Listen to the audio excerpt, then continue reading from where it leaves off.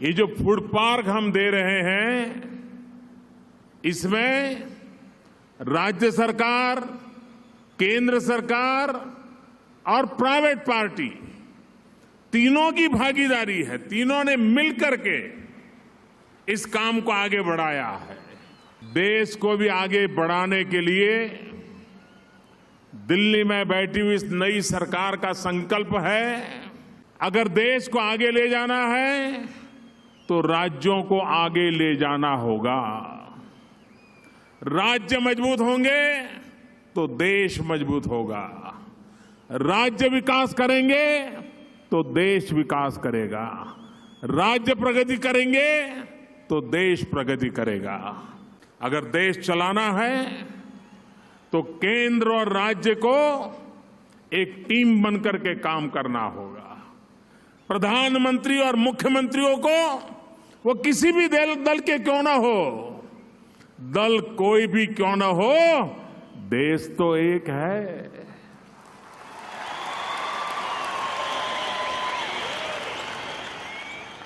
कंधे से कंधा मिलाकर के आगे बढ़ना होगा। और मैं एक के बाद एक सभी राज्य सरकारों को विश्वास में लेकर के, सभी मुख्यमंत्रियों का साथ लेकर के भारत के फेडरल स्ट्रक्चर को लेटर एंड स्पिरिट में कैसे उपयोग किया जा सकता है, कैसे उस ताकत का उपयोग किया जा सकता है, उसको करने के लिए हमारी पूरी कोशिश रहेगी।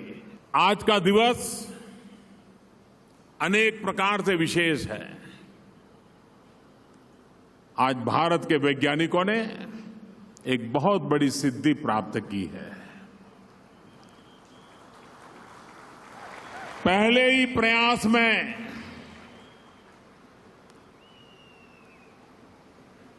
मंगल के ऑर्बिट में स्थान पाने वाला हिंदुस्तान पहला देश बन गया है।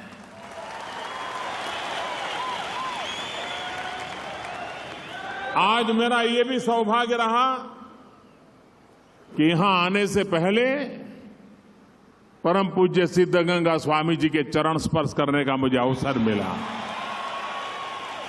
उनके आशीर्वाद लेने का अवसर मिला। और आज जैसे हमारे मंत्री जी ने कहा, अन्नम ब्रह्म, अन्न ब्रह्म को उसकी पूजा करना का इस प्रोजेक्ट के द्वारा अवसर मिला है।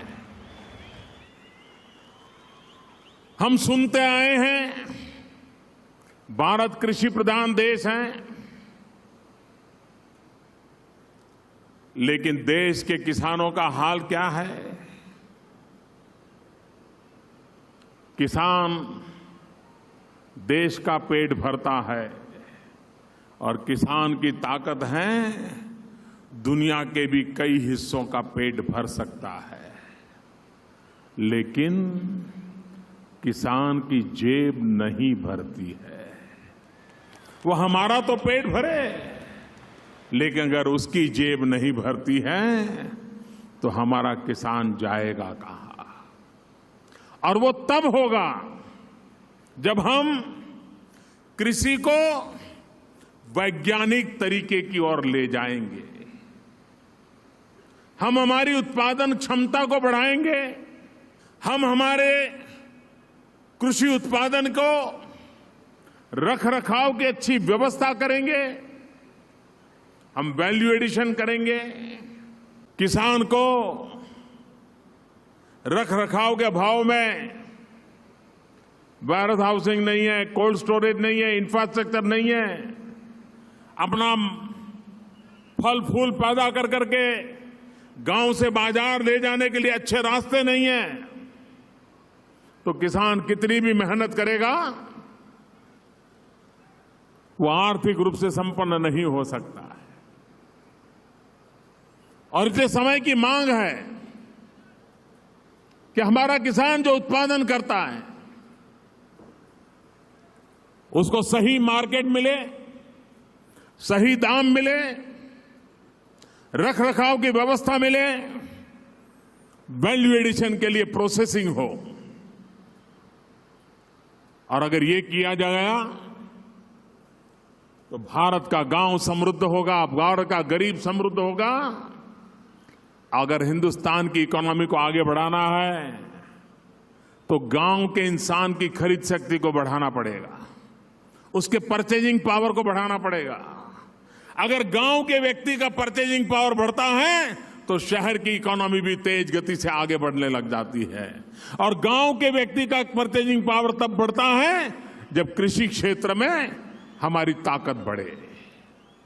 और इसलिए राज्य का, केंद्र का मिलकर के प्रयास रहना चाहिए कि हम कृषि क्षेत्र को किस प्रकार से आधुनिक बनाएं, वैज्ञानिक बनाएं। फूड प्रोसेसिंग ये हमारे देश के लिए नई चीज नहीं है। सदियों से हमारे पूर्वज अपने अपने तरीके से व्यक्तिगत उपयोग के लिए इन चीजों को करते आए थे। आप देखिए, बिहार का कोई व्यक्ति कहीं भ्रमण के लिए जाता है, महीने भर के लिए जाना है, तो अपने साथ सत्तू बना करके ले जाता है, और वो महीनों तक वो सत्तू खाने में काम आ जाता है। यही तो ये फूड प्रोसेसिंग है, और क्या है। हमारे पूर्वज हैं जो किसी जमाने में गन्ने के रस से गुड़ बनाते थे, और वो भी जमीन पर बना देते थे, वो भी तो फूड प्रोसेसिंग था। एक जमाना था सामुद्रिक मार्ग में एक रास्ता पूरे विश्व प्रसिद्ध था। सामुद्रिक मार्ग में, सी रूट में एक स्पाइस ट्रेड रूट सदियों से जाना जाता था। आज तो कई प्रकार के ट्रेड रूट की समुद्र से चर्चा होती है, और वो स्पाइसिस का सामुद्रिक जो ट्रेड रूट था, हमारे देश के किसान जो मसाला पैदा करते थे वो पूरे विश्व के बाजार में जाता था, और समुद्र के मार्ग का उपयोग भी स्पाइसिस ट्रेड रूट के रूप में होता था। ये सामर्थ्य हमारे देश के किसानों में था। आज समय की मांग है, अगर हमारे देश के किसान जो पैदा करते हैं उसका वेस्टेज अगर हम बचा लें, वेस्टेज, तो भी देश का 30-40 हजार करोड़ रुपया बच सकता है। और इसके लिए इस प्रकार के आधुनिक व्यवस्थाओं को हमें विकसित करना होगा। आजकल तो न्यूक्लियर एनर्जी का उपयोग भी किसानों की भलाई के लिए करने की संभावनाएं पैदा हुई है। भारत उसको भी आगे बढ़ाना चाहता है। उसी प्रकार से इन दिनों मैं कुछ कंपनियों से के सामने मैंने एक विषय रखा है। हम पेप्सी पीते हैं, कोला पीते हैं, न जाने कितने कितने इस प्रकार के बेवरेजेज बाजार में मिलते हैं। अरबों खरबों रुपया का व्यापार होता है। मैंने इन कंपनियों को कहा कि आप ये जो बनाते हैं एरेटेड वाटर्स, क्या उसमें 5% नेचुरल फ्रूट जूस को मिक्स किया जा सकता है क्या? आप कल्पना कर सकते हैं, आज जो अरबों खरबों रुपयों का इस प्रकार के पेप्सी वगैरह पेय का व्यापार है, अगर उसमें 5%, ज्यादा मैं नहीं कह रहा हूं, 5% हमारा किसान जो फल पैदा करता है उस फल का जूस अगर उसमें मिक्स कर दिया जाए, हिंदुस्तान के किसान को फल बेचने के लिए कभी बाजार ढूंढने नहीं जाना पड़ेगा। अरबों खरबों रुपयों का फलों का व्यापार एक निर्णय में हो सकता है। मैंने भारत सरकार की जो रिसर्च इंस्टीट्यूट्स हैं उनसे भी आग्रह किया है कि आप रिसर्च करें। क्या इन एरेटेड वाटर्स में ये पेप्सी कोला वगैरह जो बिकता है उसमें हमारा किसान जो पैदा करता है उन फलों का जूस, नेचुरल जूस अगर उसमें डाला जाए तो मेरे किसान की आय बढ़ेगी, उसके फल बिक जाएंगे और मेरे किसान को कभी अपने फल चौराहे पर फेंकने की नौबत नहीं आएगी। मैं अभी एक साइंस मैगजीन पढ़ रहा था। आज देखिए कई चीजें, आज किसान जो पैदावार करता है कोई चीज वेस्ट जाने वाली नहीं है। कितनी चीजें बन सकती हैं। हम कैश्यू नट खाते हैं, कैश्यू नट का बड़ा बाजार मिलता है, लेकिन अभी विज्ञान ये कह रहा है कि कैश्यू नट का जो कवर होता है, जो एप्पल होता है जिसमें से कैश्यू निकलता है, वो जो ऊपर का कवच होता है, जो हार्ड कवच रहता है, वो न्यूट्रिशन रिच होता है। अगर उसका जूस बाजार में जाएगा तो न्यूट्रिशन के लिए हर व्यक्ति को उपयोगी होगा। अब तक हम क्या करते थे, काजू निकालते थे और ऊपर का छिलका जला देते थे। अब उसमें वैल्यू एडिशन होने की संभावना हुई है। केले, हम लोग केले की खेती करते हैं।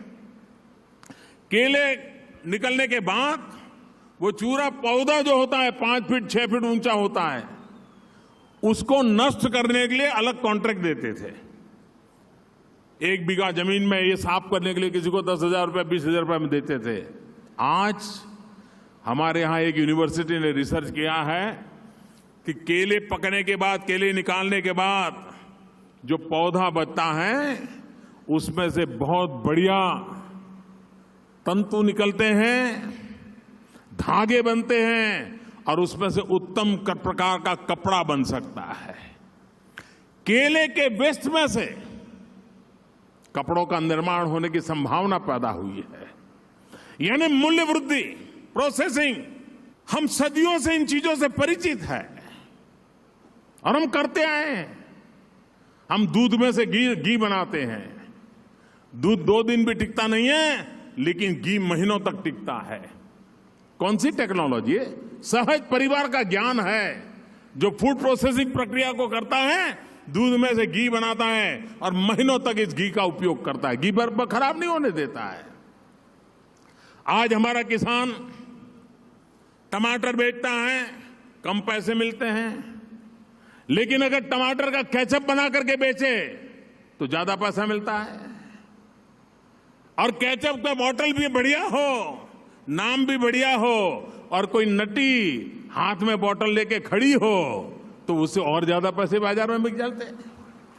मार्केटिंग का जमाना है। हमारा किसान अगर आम बेचता है तो कम पैसे मिलते हैं, लेकिन अचार बना करके बेचता है तो दुनिया के बाजार में अचार बिकता है।